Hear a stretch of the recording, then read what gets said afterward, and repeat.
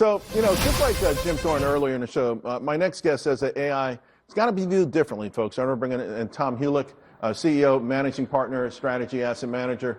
It sounds like what you wrote is we've never been in any kind of cycle to this degree. This kind of AI cycle maybe never existed before in the history of the market. Right. It's Charles, nice to be here. It's a next generation cycle for AI. We're seeing it across the board with multiple companies, from the power companies to the chip companies, defense firms. AI is driving the next generation bull market that we're in right now. Accelerating competition, downstream beneficiaries, increased commoditization. So everyone's trying to put a timestamp on this thing, right? Everyone's trying to figure out when it's over. Although I think Wall Street gave up on that. If you look at these upgrades this morning, they kind of threw in a towel. Maybe they're willing to ride the wave as well. Well, we think there's multiple years of Capex expansion going forward. Even this year, with the $1.4 trillion committed to it, even next year and the years to come, earnings are growing based upon that. Take a look at the earnings that we have this year, between 20 and 25%. That's an accelerated path for years to come. I'm going to ask you about something else you never saw before. 3 kilocorns, right? And forget about being a billion-dollar company. $3 trillion companies going public, being added to the big men. OpenAI, Anthropic, SpaceX, $2 trillion. What are you telling people? I know folks are asking, should I buy this as an IPO or when it starts trading? What are you telling people? Well, these are 3 exciting IPOs that are coming out. Liquidity is definitely in the marketplace right now. That's a positive sign for the capital markets. But are we in OpenAI, Anthropic, and SpaceX, or do we have an opportunity? No, we don't. We focus on large cap as a large cap money manager. But we're going to wait. We're going to wait for it. You're going to wait.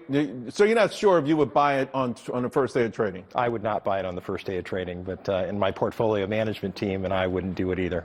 I want to ask you about Lilly. It's a stock that you like.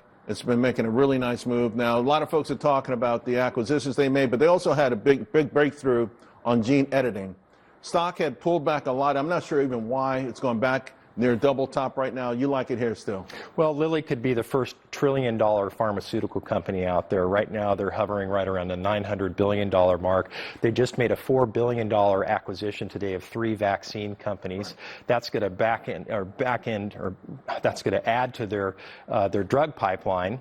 But they also have retatrutide, which is in phase 3 right now for reducing obesity, A1C levels, but also decreasing the amount of muscle loss that you have. This is a great company that's going to help people with not only neurological issues, cardiac, and also with inflammation.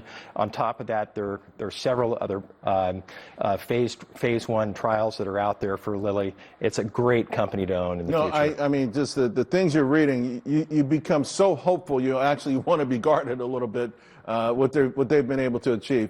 Just a couple minutes left. I know you like GE Vernova. That's the name you've talked about. You're still in this one. Also, I want to bring up Palantir because this is another name, but unlike GE Vernova, it's been struggling a little bit. What do you think the issue here is? It just been lumped in with software or something like that? Well, GE or Palantir in general, we just exited out of Palantir. Oh, did you? Okay. Yes, we did. We did like Palantir. It's a great company, like Alex Karp, but we want to put our money to use in other companies, like a GE Vernova, for example. That's in the power area.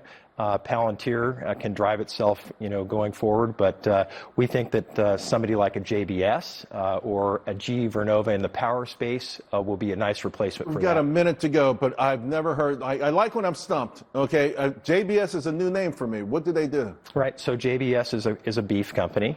They're the largest beef and chicken processor in the world. If you think about Lilly and the amount of protein that people are going to have to eat or ingest going forward, JBS is the stock to go into. This is a fantastic growth stock opportunity for us that we like.